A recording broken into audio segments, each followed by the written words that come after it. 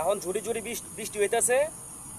আর এখন তুমগো লয়ে যাবো কিছু মালয়েশিয়ার পাহাড়ি মুরগি দেখানের লেগা।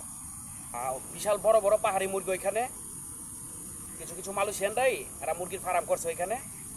ওই মুরগি দেখানের লেগে তুমি আজকে লয়ে যাবো। আর এই যে চারপাশে এগুলি কিন্তু পাম বাগান। আমার এই যে পিছন যে দেখা যাইতেছে কিন্তু পাম গাছ। দেখুন কি পরিমাণ জঙ্গল চারপাশে। আর এখানে একটা মুরগির খামার করে রাখছে, এই মালয়েশিয়ান পাহাড়ি মুরগি। এগুলি হইলো পাহাড়ি মুরগি।